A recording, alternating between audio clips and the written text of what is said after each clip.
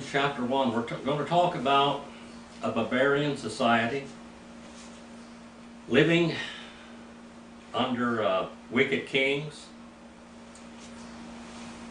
living in darkness, living in a twisted and perverse generation, a barbarian society,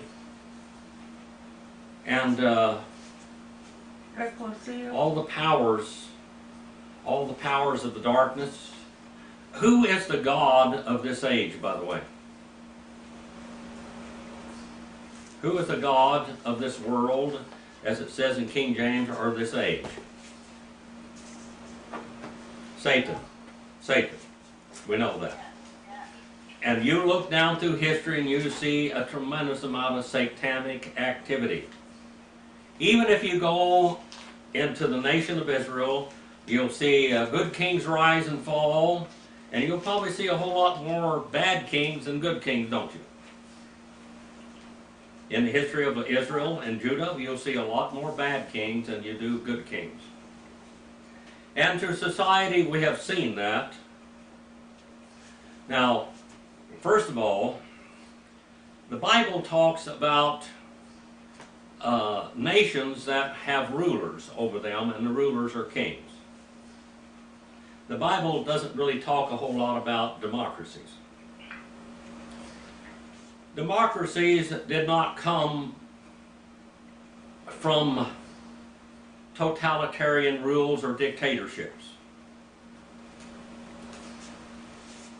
Alexander the Great established an empire. And in that empire, he would set aside little city-states, part of the great empire. In those little city-states, he would set aside an ecclesia in each area. Now, as we study the book of Acts, we're going to see the term ecclesia used there as one of these societies. It was a society within a society, and it was a democratic society of people that were elected as leaders. The people were elected by the people, in other words, a democracy. And this word ecclesia comes from that word. When Jesus came upon the world, he established an ecclesia. He took it away, took Israel's reign away from them. Anthony and Cleopatra had to set up Herod the Great as the king over the Roman Empire, or over the Israeli Empire, or Israel, and made him king. And that was anything but a democracy there. And he was not a good king, was he? He did a lot of fantastic building in his life, but he was not a good king to the people. We look through the nation of Israel and we see good kings and bad kings.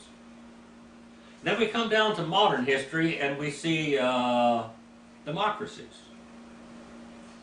In the American continent, there were democracies from coast to coast in Mesoamerica, where we live, basically. There were democracies. Every little Indian tribe was a democracy, and women and men voted, both. It took a long time for Western democracy to catch up with what the Indians were doing here already. America tried to shake off the rulership of England and Spain and France in many ways, and even Russia in the Aleutian Islands and Alaska. American people have fought hard for democratic societies. A lot of times when we sent missionaries out, we tried to make the societies where they were going into little Americas, little democratic societies, with the morality of America, which was really founded on biblical principles. Not so much on God, but upon biblical principles. We know that Thomas Jefferson did not believe in God as we believe in God. George Washington did, Abraham Lincoln did, but many others did not. But we have a democracy that we were used to, we were raised with, weren't we? Even though it was a very imperfect democracy, but it was a democracy. But we live under a different set of rules today, and the rules are changing rapidly. And let's go back and see what the Bible says about this type of society that we live in today, because it has something to say about it. Even though democracies were not founded by God, but his little democratic society, the ecclesia, was founded by God, and every little church is a separate little democratic empire of its own, with one head of that empire is Jesus Christ. And that culture has brought into what we call the American culture. Thomas Jefferson went to a Baptist business meeting, and he sat there and he listened very carefully. And he was reminded of the Greek and the Roman Empire, the little city-states, the little ecclesias. And he said the rule in Baptist churches was the purest form of democracy that he'd ever seen. Thomas Jefferson also copied from the American Indian culture when he said, "We the people." We the people there, the Anglo-Saxon world had never understood anything like that in Europe where they came into this continent. They only knew kings and queens and princes and knights and lords and such.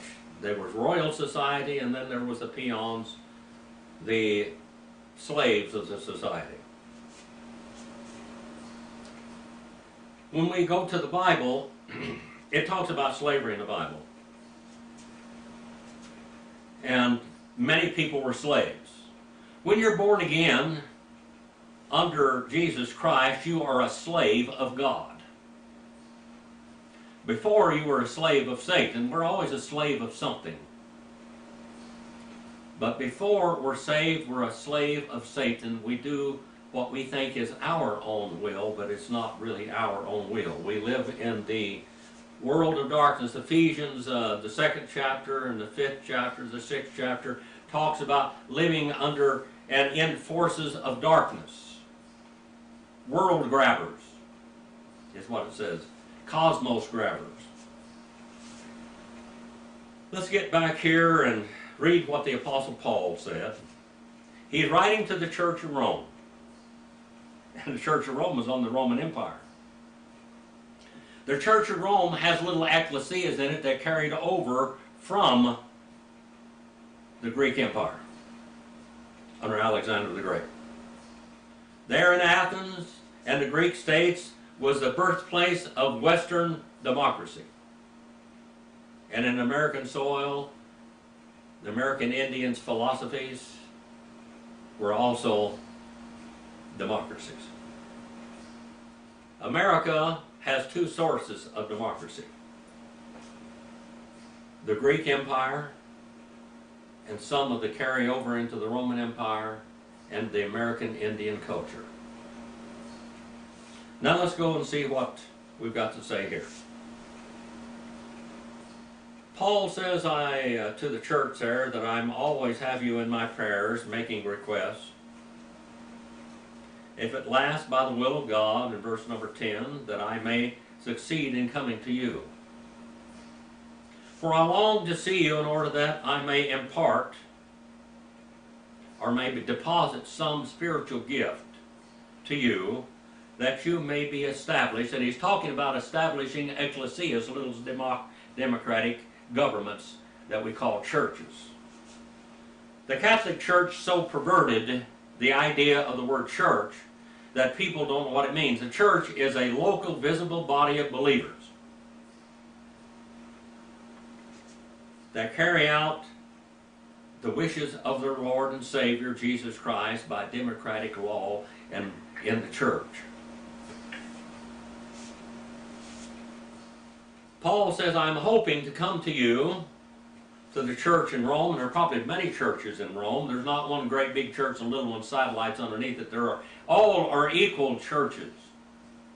I know in a lot of the Reformed theology and the Lutheran church and Presbyterian church, they have big churches and then little churches, and they have bishops and etc.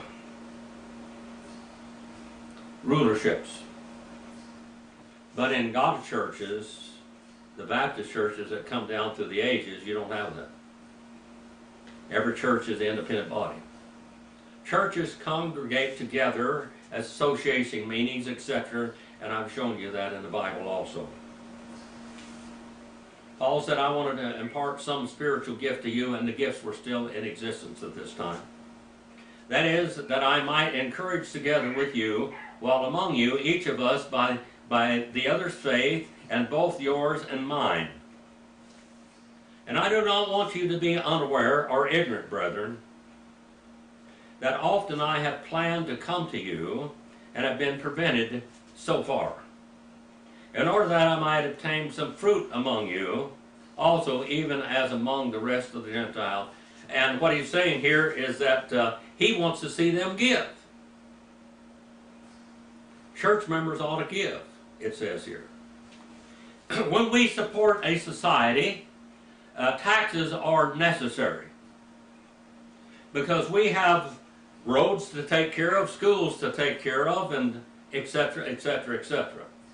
Libraries, post offices, etc. In history, you judge the nation by the post office and its roads and libraries. If a nation had good libraries and good roads and good postal service, they had an infrastructure. We're living today in a barbarian society here. And a barbarian society is being promoted today. And it has been promoted for the last year where we live.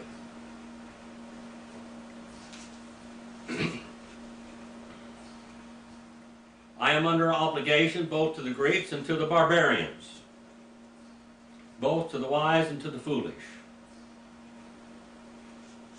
Taxes are necessary. I've always said, and most of you will fall through the floor when I say that, a little socialism wouldn't hurt America.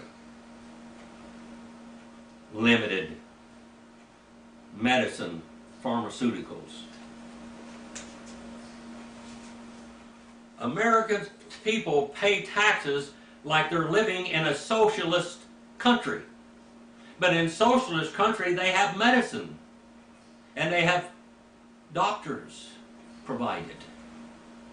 We're stuck with taxes sometimes double what some socialist nations, and many nations in the world are socialist. We're talking about socialist democracies, though.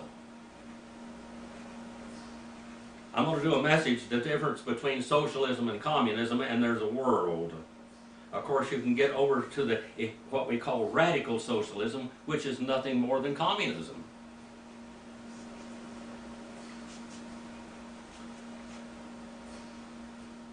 The term racial equity is a communist term, by the way. Doesn't mean racial equality. I don't want you to be ignorant, brethren, unaware that I have often planned to come to see you. And I'm under obligation both to the Greeks and to the barbarians, both to the wise and to the foolish. Thus, for my part, I am eager to preach the gospel to you also who are in Rome.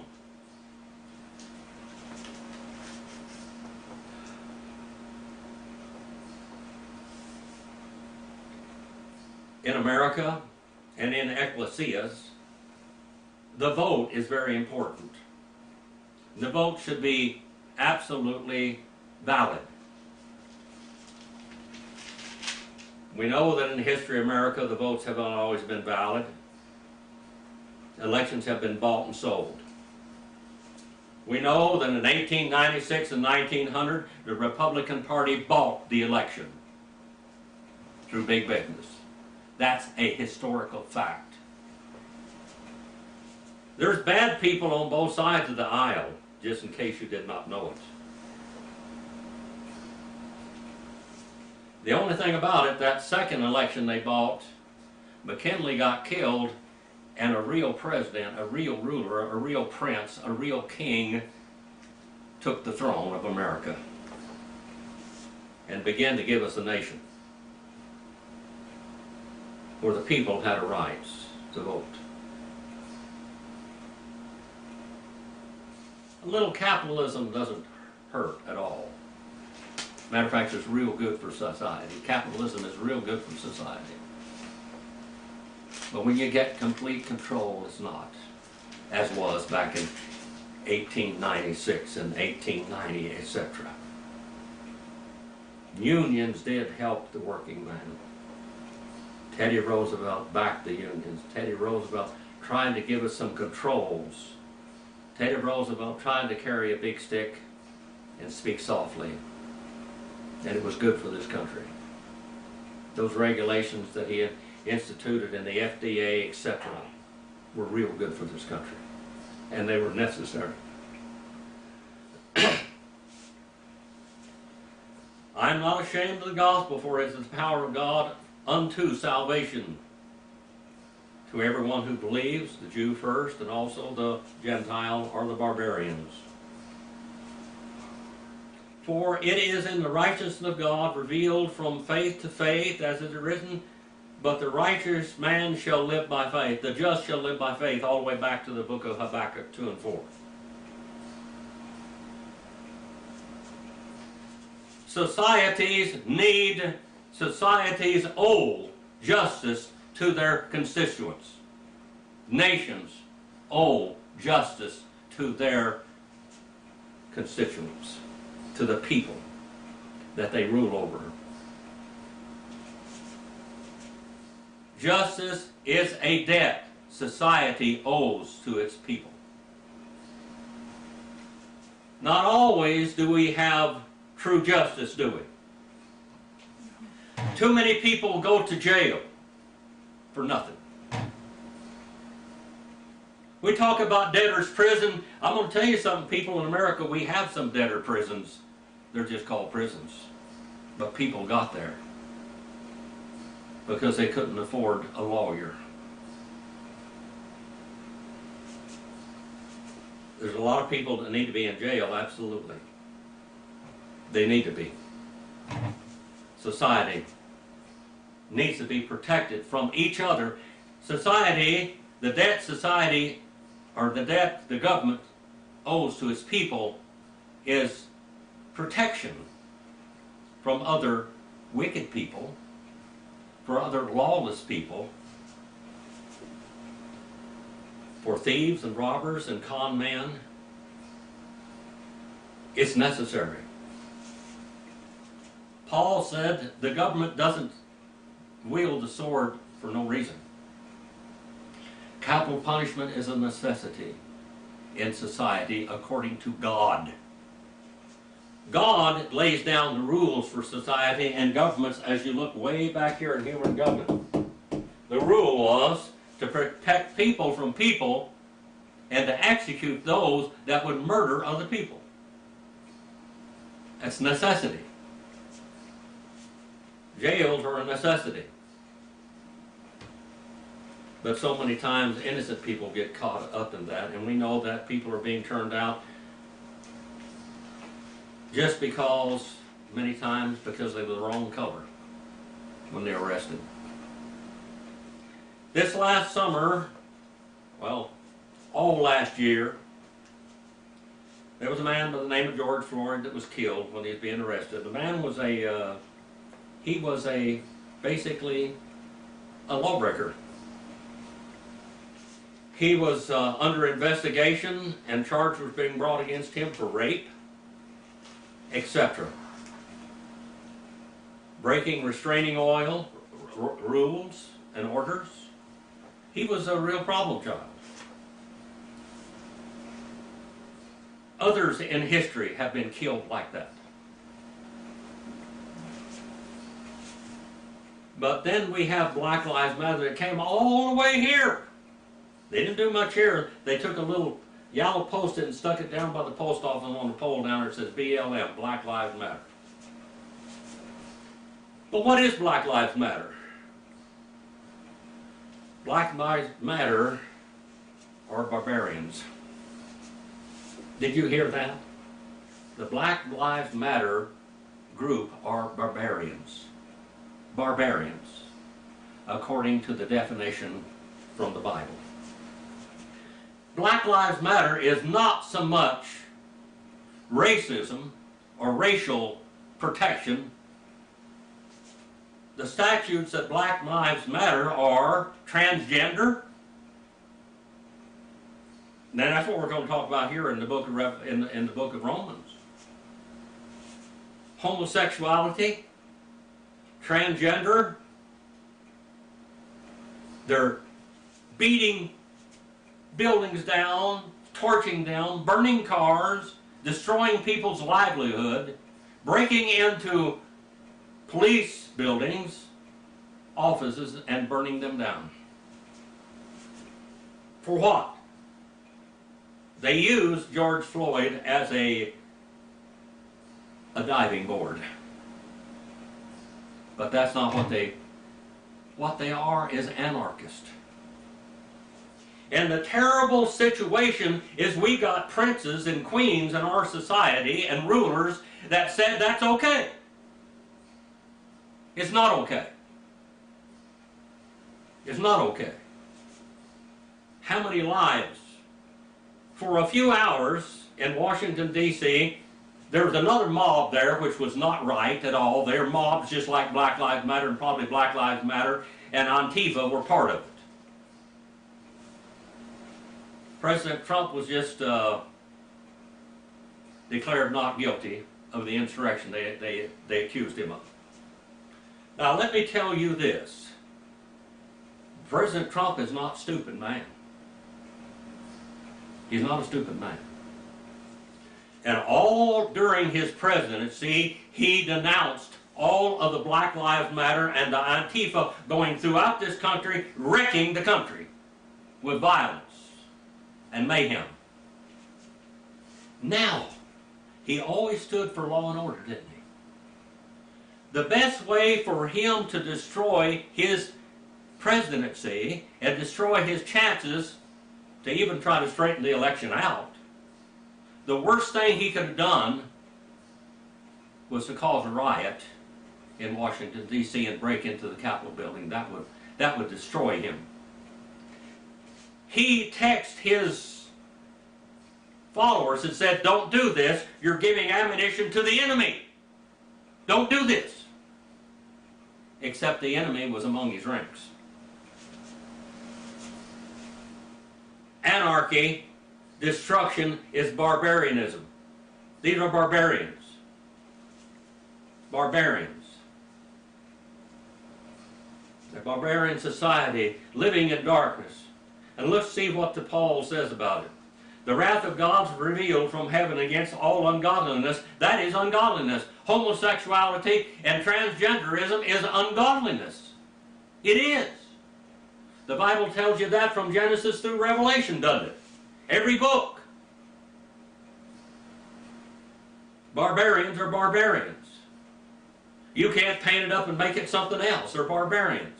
Barbarians go out and destroy other people's property because maybe they never knew what it was to work for what you get. I'll guarantee you one thing, Marilyn worked for everything she ever got in her life, and so have I. We worked hard. You ever see anybody work harder than me, Marilyn? No. I always blame it on my white blood. I'm 1/32 white, by the way. I'm 1/32 Scots. And I always blame it on that 1/32 Scot blood in me that makes me so aggressive toward work. I worked hard. Because everybody says Indians are lazy, you know. I was told that all my life. But I look back at my people, the Paul family were not lazy, except for an exception to the rule every now and then that was worthless. They worked hard. They worked hard for what they got. They're Chickasaw Indians. The Paul name goes all the way back to Rand Paul and Ron Paul, and to John Paul Jones, the father American name. His name was really John Paul. It wasn't John Paul Jones. He used that name after he killed his first mate out there in the Caribbean. They wanted to hang him. He came to America and helped our American Revolution, and in 1907, President Theodore Roosevelt went over there in France and brought his body back in a coffin and gave him a royal burial, a hero's burial in Annapolis, Maryland. That was a little side story there, by the way. The wrath of God is revealed from heaven against all ungodliness and unrighteousness of men, of mankind, who suppress the truth in unrighteousness. It is wrong to say right and wrong today. You can't say the dark side, the lies are lies anymore.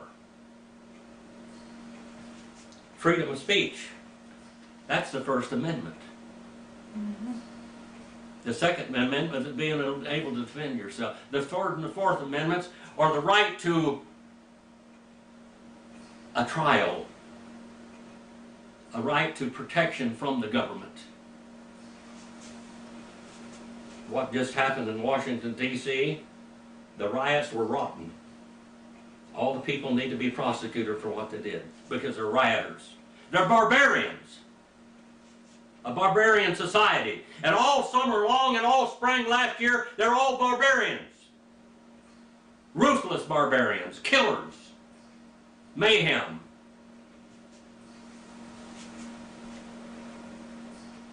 Because that which is known of God is evident within them. For God made it evident within them. Every man knows right from wrong. You got to make yourself into an atheist. You got to make yourself into something you aren't.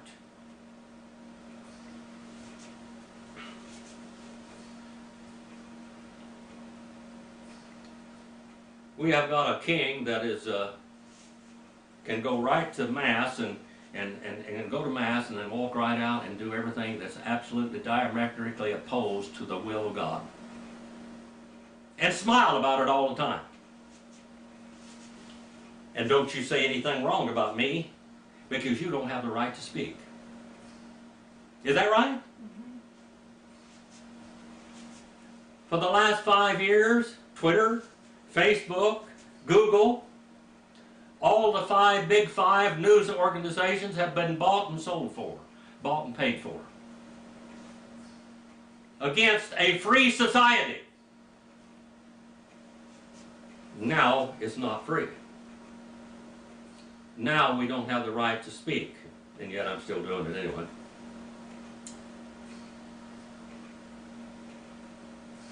We're threatened not to tell the truth.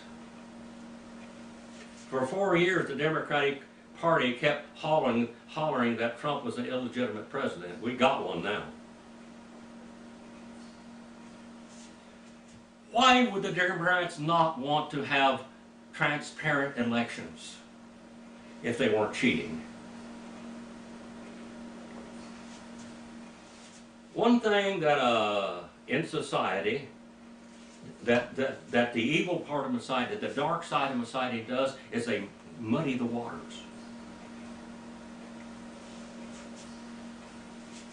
I found this out when I was trying to protect my daughter's life against child molesters and abusers. By the way, Biden just nullified the funds for those that are going after the porn traffic. The ones that died down there in Florida, you know, the ones that died here, the FBI agents, the good agents that died, trying to rescue children and young girls and boys from porn, prostitution. In every society, in every neighborhood, wherever you are, there are children that are missing, that don't went someplace. And the sorry thing about this is some of those people ruling up there in Washington, D.C. are part of that. They take part in it. We know that. It's history. For I'm not ashamed of the gospel, for it is the power of God unto salvation for everyone who believes, to the Jew first and then to the Greek. For in it is the righteousness of God revealed from faith to faith. It is written, but the righteous man, the just, shall live by faith, for the wrath of God is revealed from heaven against all ungodliness, unrighteousness of men who suppress the truth in unrighteousness. They make it legal to suppress the truth. They make it legal to be a homosexuality, a transgender, and then make it racial equity, make them higher than everybody else. Untouchable. Untouchable. A society is measured by what it tolerates. A society is measured by what it tolerates. Remember, I told you that societies were judged by the roads that they built in their societies, by the post offices, and the libraries, the education. How about the morality? There is really moral structure. There is really moral structure. Moral structure is not relative. We go over into the Islamic countries and we see child brides, 9 years old, are being raped by men, 5 times their age, sold into this society, and that's okay. But from the Bible, it's not okay. We see people used and abused and enslaved. America had a war, basically, over states' rights, which turned into slavery. Every black person ought to be able to vote, and their votes ought to count. So should every Indian. The black people had the right to vote before the Indians had the right to vote. Did you know that? In California, if you were 1/4 Indian, you were considered a non-person. Through this country, from coast to coast, there were more Indian slaves than there ever were black slaves. And by the way, this was our country. A reparation was really never made like it should have been. But you know what? This is our country. We better protect what we got. I'm Indian. And I root for the USA, the United States of America, and it is not the United States of America today. It is not united. And they don't want it to be united. They want it to be one side, in the side of darkness, and no light let in. That's a fact. For since the creation of the world, God's invisible attributes, His eternal power and divine nature have been clearly seen, being understood through what has been made, so that they are without excuse.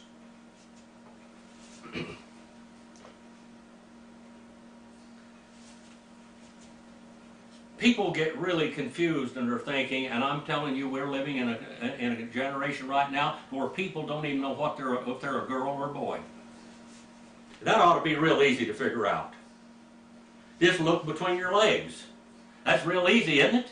Whether you're a girl or a boy. But that's not enough anymore. Why, it's psychic.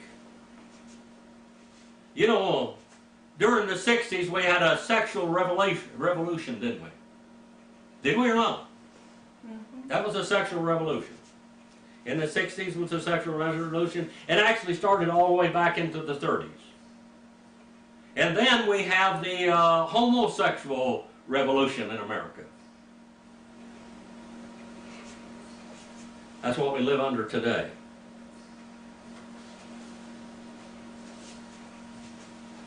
The heterosexuals don't have as much rights as the homosexuals. They call us homophobics, and they call us Islamophobia, Islamophobia. We call it all kinds of stuff. They call us racist. They call us domestic terrorists.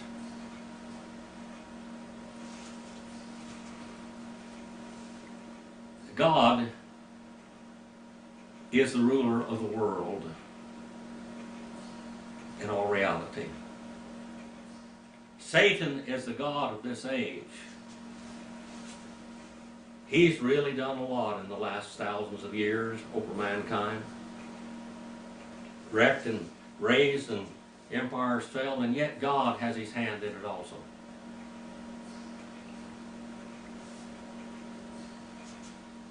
For even though they knew God, they did not honor him as God or give thanks, but they became futile, vain in their speculation, and their foolish heart was darkened. Their foolish heart was darkened. Jesus said, I came into the world to bring light. And Jesus is the light, he's the bread of life. He said, professing themselves to be wise, they became fools. In society, our society that we have here today, they need to re-educate the other side, because the other side doesn't have the right to believe what they believe. They've been brainwashed. The brainwashing didn't come from the conservative side, it came from the liberal side. And some things I say, people might think I'm a liberal, but I am not. I think we ought to steer down the road that's common sense.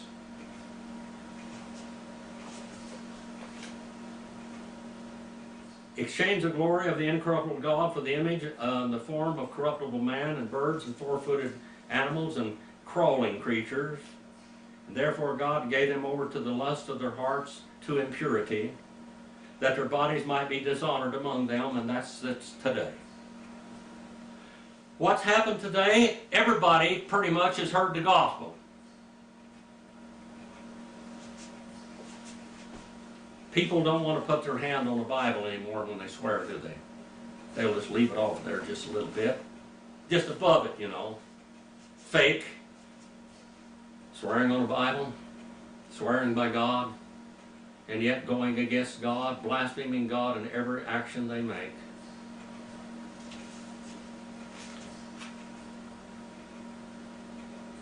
For even though they knew God, they did not honor him as God. So God gave them over to a reprobate mind. What does the word reprobate mean? One that has what? Doesn't believe in God. One that has rejected the truth. For the exchange of the glory of the incorruptible God for the image and the form of corruptible man, and of birds and four-footed animals and crawling creatures. God gave them over to the lust of their hearts and purity, that their bodies might be dishonored among them. God made man in his image, didn't he? That's what the Bible says. I believe the Bible. God made man in his image. And God, when God created man, he was a morally pure person. And Adam and Eve were morally pure, and they had sexual relationship, and they were not ashamed of it. They looked at one another, and it was totally normal what they were doing. They had no shame. And a man and a woman in marriage today have no shame. I don't care whether you two men marry each other legally or two women marry each other legally. It is a shame. And it's a disgrace to God. They exchanged the truth of God for a lie. Now, when you tell the truth, it's a lie. They've totally switched everything around. Truth is a lie and lie is the truth. And don't you dare speak the truth, because you're a domestic terrorist.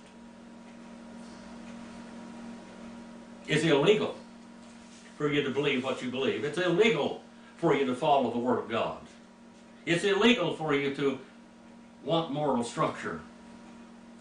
It's illegal for you to want your lawmakers to be honest and above board, and not to stand up and lie to you, not to fabricate evidence, not to destroy democracy. Democracy came from Baptist churches and the old Greek society of ecclesia. And it's been a hard fight all the way. People, you can't go out and arm yourself and fight the country. That ain't going to happen. I mean, it may happen, but you're not going to win. You're not strong enough. You can't do it. The only way that you can ever turn society around is people get sick of what's happening and realize they were wrong. Even though I believe the president was elected, what they call Trump as an illegitimate president, we got one. They don't want the votes to be, the machines to be validated. If he had won legally, he would want to be validated, wouldn't he? The Bush election, George Jr. in Florida, we know that he stole that election. We know that Kennedy, he got involved with the mafia family because Joe Kennedy was a bootlegger and they knew each other. They had business with each other for years. And he got Sam Giancana and Russell Buffalone, all of these people, they pulled, and the Teamsters Union and all, and he got the election. But I believe the man was going in the right direction. That's why he got taken out. He was taken out by the same people that took the president out. The same group. It is common knowledge now for all of that, the Warren Report was a facade. We know who the people that did the contract. Sam Giancana. We know who the shooters were. We know that there were 3 of them. We know it was a cover-up. We know that the one that they blamed it on was an undercover CIA agent. We know that the CIA worked with Sam Giancana going into Cuba to try to assassinate Castro. We know Castro had nothing to do with the assassination because it was a coup.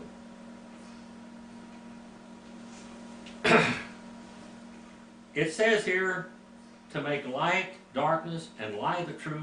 They're exchanging the truth for lies. America needs to be educated to what the truth is and what's going on among our society, and it ought to be open. Trump tried to release all of the evidence of the Kennedy coup or assassination. They were still trying to fight and cover some of it up. But we know who the people are now. We know that Jim Garrison in Louisiana, that everything that he brought in court evidence is now the truth. Francis Chevron wrote the book, I Paint Houses, originally, and then The Irishman. And we have the movie The Irishman. That's political science, people. That's not baloney. This is not a conspiracy theory. These are facts. This happened. Be aware of it, that they're capable of doing this. The society we live in is capable of doing this. Because they have done it. Truth does matter. For God gave them over to the lusts of their hearts and to impurity, that their bodies might be dishonored among them. For they exchanged the truth of God for a lie and worshipped and served the Creator. The creation instead of the Creator. For this reason God gave them over to degrading passions. For the women exchanged the natural function, that which is natural, to that which is unnatural. And we have made it illegal. We have made the murder of babies legal.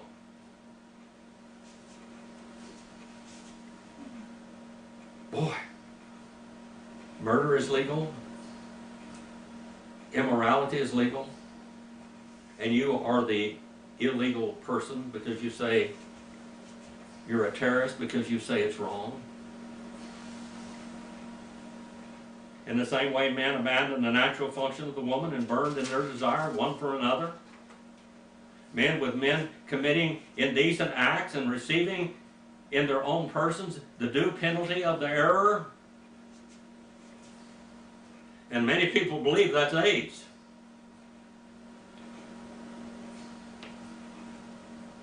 Well, And just as they did not see fit to acknowledge God any longer, God gave them over to the depraved, twisted minds. To those which things are not proper, and been filled with all unrighteousness and wickedness, and greed and malice, and full of envy, murder, strife, deceit, malice, and they are gossips. Boy, how about the big five? Do you think they might be gossips? You think they might be spreading lies? You think the American people don't know what news is today? Why did Twitter arbitrarily take down all of Trump's page? Why did Twitter edit what's being said? Do they have a right to do that? Do we have the First Amendment in our Constitution? The amendment to our Constitution? First Amendment? The right of speech? Haters of God, insolent, arrogant. They stand up there and say, this is the way it is. We are dictators and that's the way it is. Arrogant. Don't you dare say I'm wrong. You don't have an opinion. Boastful, inventors of evil, disobedient to parents, untrustworthy, unloving, unmerciful, and yet they say we are outlaws.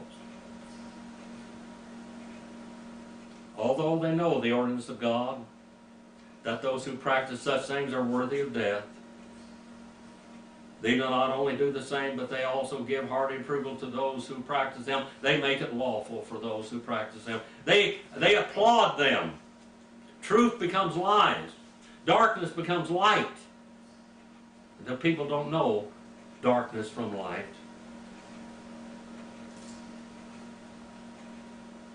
Society is defined by what it will tolerate. Making their own rules. Violence. Violence against law-abiding, hard-working citizens. They demonize the truth. They revile and rewrite history. They change our heroes into villains. Our heroes were human. They made mistakes. I have made mistakes in my life. I've made them. But you don't rewrite history. Thomas Jefferson was a great man. Thomas Jefferson was a slave owner because that's what society did at that time. Thomas Jefferson married a woman, and from her father he gave them several slaves. All the slaves that Thomas Jefferson's father-in-law gave to him were half-brothers and half-sisters to his wife. When his wife died, he began to cohabit with Sally Hemings, which was his wife's half-sister. And she was probably three-quarter white. But she was a slave.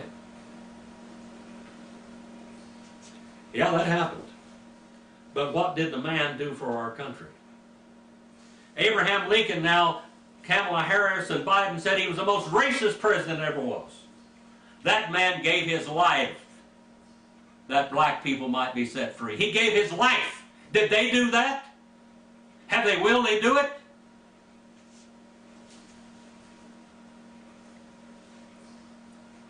It was a terrible thing. I know what racism is because I've been an object of it. I look old and I'm pale now, and my eyes are not Oriental or Asian anymore like high-blooded American Indians. But I've been treated like a lazy, dumb Indian. And I was treated like that in society. I know what racism is, and I don't believe in it at all. But now the white culture, I used to make a little joke. People say, what have you been doing? I said, been plotting against the whites. I used to could say that and laugh. Boy, that's what's going on today, people. You're the minority. If you're white, maybe you have become a villain of society. Maybe you have become the aggressors and the villains of society. We've had some great heroes in society, and we need to look at those heroes, and we need to remember those heroes. Robert E. Lee was the greatest general in American history. He stood with his state when they seceded from the Union. He did not want the Union to break, but he believed in states' rights. He went out and arrested John Brown and hung him when they were trying to split the Union up. He did everything he could. He walked the floor day and night trying to figure out what he should do. When he was elected as Commander General of the Southern Army, he did his best. And he prayed every day. He was a great man. His daughters loved their father so much, and he was the superintendent of West Point. Now he's a villain, you know. He was the superintendent of West Point. He trained all the soldiers on both sides of the Civil War. And they were scared to death of him because he was the greatest. The only way they whipped him because they had to break the rules. They had to break the rules to whip him. And when he surrendered as a gentleman. And all these bedraggled others in Grant and Sherman, they took their hats off to him. Because that was their hero. He was their hero even when he was defeated. And now he is a villain. His daughters didn't want to get married because they couldn't find anybody as good as their father was, ever met his standards. When he had a stroke before his death, he did everything he could do to try to unite America. And still he was a villain. They had never really signed the papers that made him a free citizen in America again, but he did everything he could to unite this country. He did everything he could to unite the country. People would want to fight still. He said, forget, this is our country now. We're one country. He was saying prayer at his meal with his girls all around him and his wife there at dinner time, and he slumped over to say the prayer, and he had a stroke and could never speak again. Their hero. The United States government took his land, his farm. They built a graveyard right up to his land, to his house, and they turned it into Arlington. Arlington Cemetery. When you walk into Arlington Cemetery, where all the great people are buried, that was land stolen from Robert E. Lee. He gave so much to this nation. He trained all the soldiers on both sides. He was a great man of God. He fought for what he believed was right. And when it was time to surrender, he surrendered. And then he tried to reunite the Union the best he could.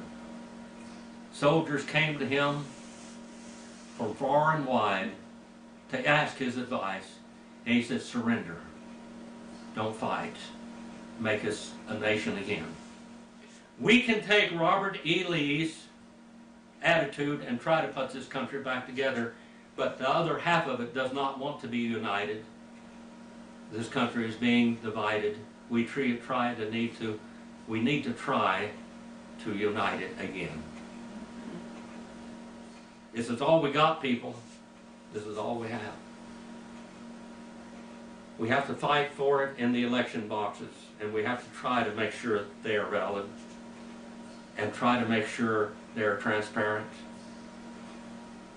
Whatever side wins ought to be legitimate. Absolutely. Our society owes that to us. Our society owes justice to us. That is a debt. Justice is a debt society owes to its people. Father, we send this message out I pray that you just touch people's lives with it. You told us to pray for our leaders, and I pray for their salvation. I pray the conviction of sin, righteousness, judgment to come. I pray that you condemn their hearts and touch them. Give them repentance, that they'll beg for your mercy, and then change their lives and their hearts and turn lies into truth, and truth will prevail. In Jesus' name.